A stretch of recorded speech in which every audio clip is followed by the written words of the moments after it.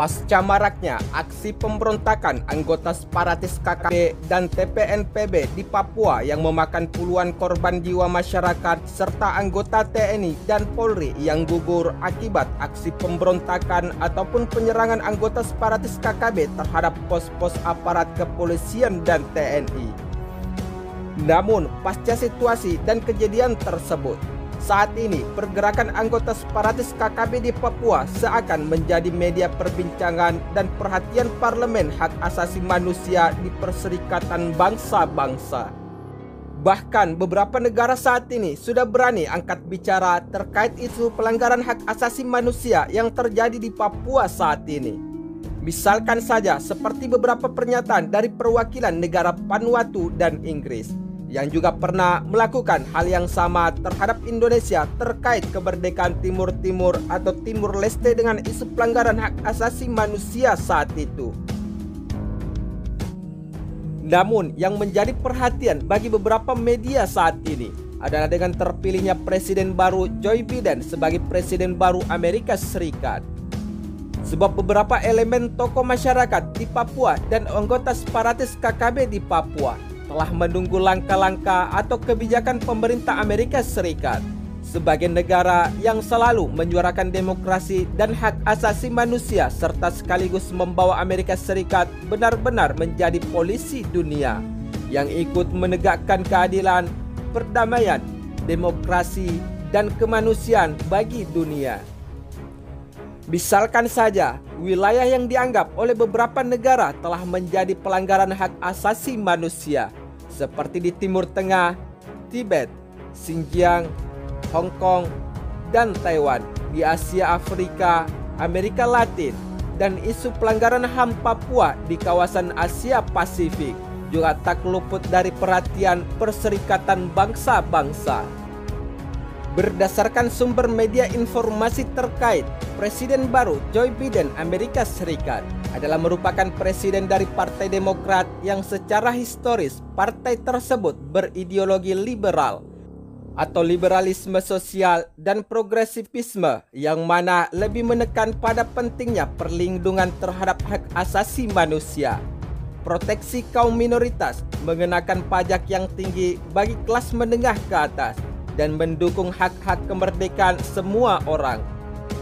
Hal ini tentunya tidak bisa dipungkiri sebab masa depan tatanan global telah dipertaruhkan, di mana Joe Biden memiliki visi yang secara fundamental sangat berbeda dengan presiden sebelumnya, yaitu Donald Trump soal kebijakan politik luar negeri.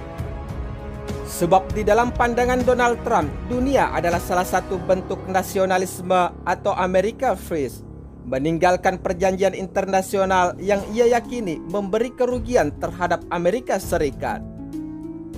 Sementara menurut Joe Biden yang jauh lebih tradisional dari sisi peran dan kepentingan Amerika Serikat, didasarkan pada lembaga internasional yang didirikan setelah Perang Dunia Kedua, seperti Perserikatan Bangsa-Bangsa dan Fakta Pertahanan Atlantik Utara, yaitu NATO, serta berdasarkan nilai-nilai demokrasi yang dianut secara universal ala Barat.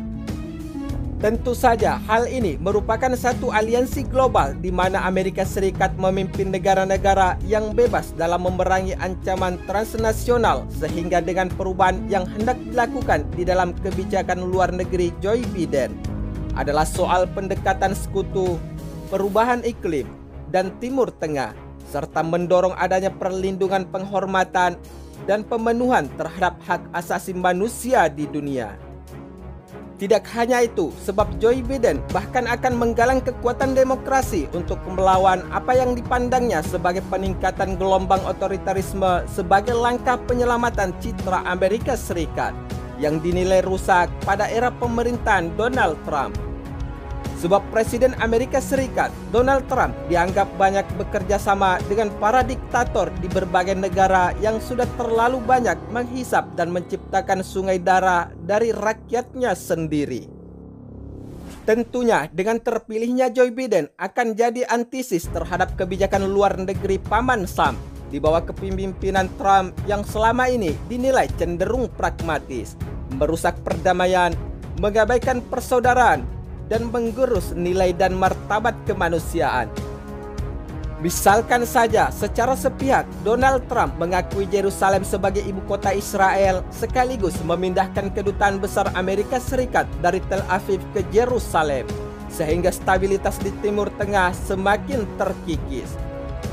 Selain itu, di bawah kepemimpinan Presiden Donald Trump melalui Kementerian Luar Negeri juga telah mengizinkan pemberian visa terhadap Menteri Pertahanan Indonesia, yaitu Prabowo Subianto yang diduga memiliki catatan kelam soal hak asasi manusia di Indonesia.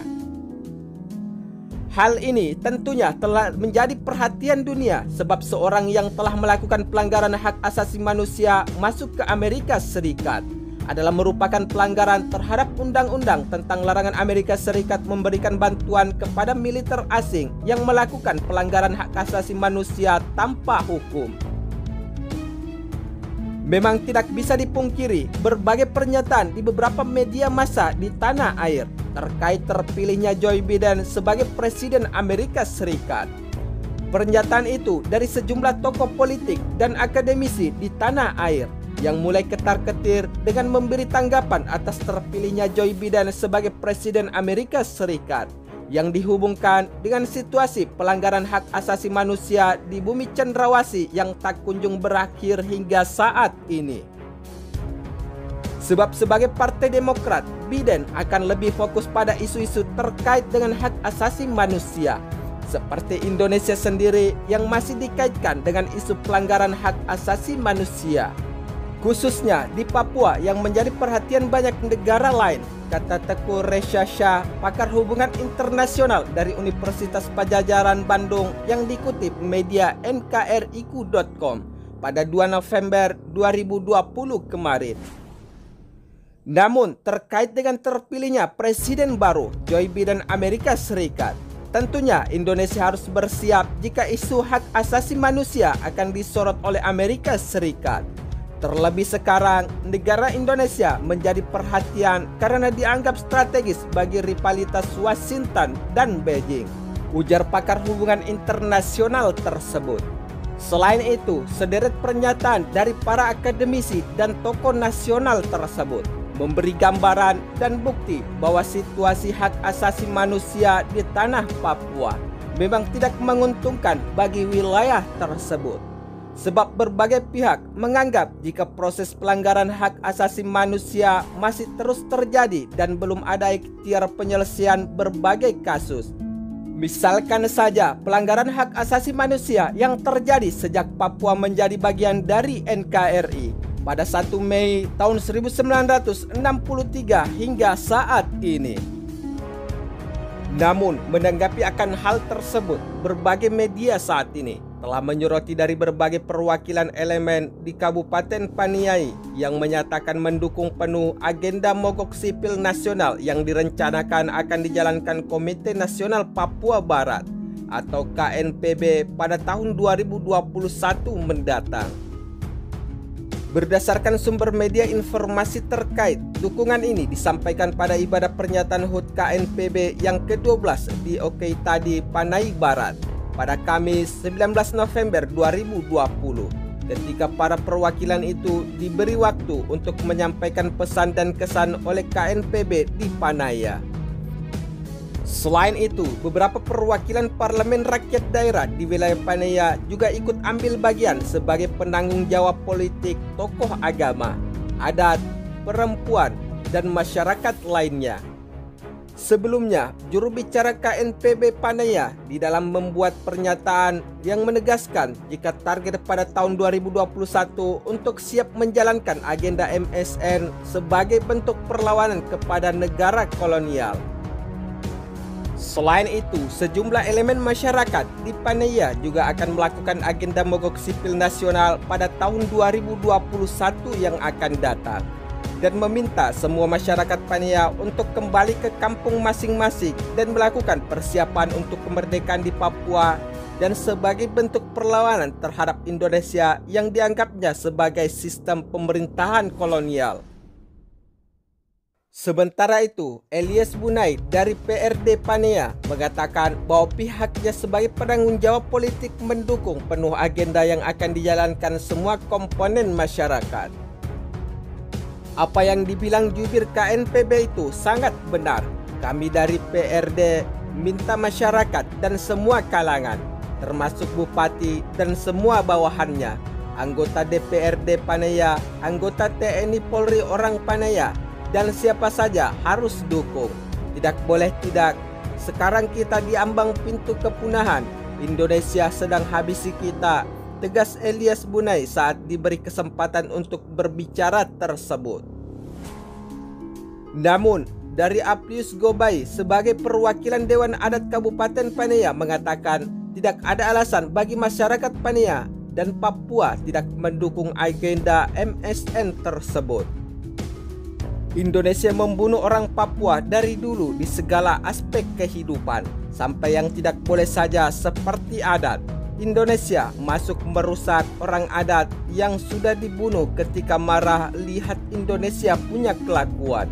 MSN kami dukung, semua orang Papua harus dukung juga tanpa terkecuali dan tanpa alasan apapun, ujar Aplius Gobai. Sementara itu, mengutip media informasi lainnya, jika rapat dengan pendapat RDP tentang otonomi khusus di tanah Papua yang diagendakan Majelis Rakyat Papua di Biak, dikabarkan diintervensi pemerintah daerah bersama aparat keamanan dan kegiatan itu dianggap telah dipolitisir oleh kedua kepala daerah bersama aparat serta barisan merah putih dari LMA. Kata Mananwir Apolos pada 19 November 2020 kemarin. Selain itu, seluruh kepala suku Biak menolak keputusan Bupati Biak dan seluruh perangkatnya tentang evaluasi Otsus yang mengatasnamakan masyarakat adat Biak, dan itu dianggap ilegal karena seluruh masyarakat tidak dilibatkan di dalam agenda tertutup tersebut. Di dalam pertemuan tertutup itu, kami semua tidak hadir. Ini sama sekali masyarakat tidak tahu. Jadi itu hanya kepentingan elit politik saja. Sebab masyarakat Biak dari 9 wilayah adat suku menyatakan menolak Otsus. Karena itu, ia mengimbau Bupati Biak dan pejabat asli Papua jangan mempolitisir masyarakat dengan cara-cara yang berujung mengorbankan seluruh pemilik tanah Papua. Kami masyarakat adat Biak menyatakan sikap tolak Otsus dan minta referendum. Pernyataan itu diharapkan dikirim kepada MRP, ULMWP, Dewan Adat Gereja Papua, dan pihak internasional. Selain itu, prinsip Dewan Adat Biak dan seluruh masyarakat adat telah menyatakan untuk menolak Otsus dan meminta referendum dilakukan untuk memastikan persetujuan masyarakat adat Papua secara adil, jujur, dan bermanfaat.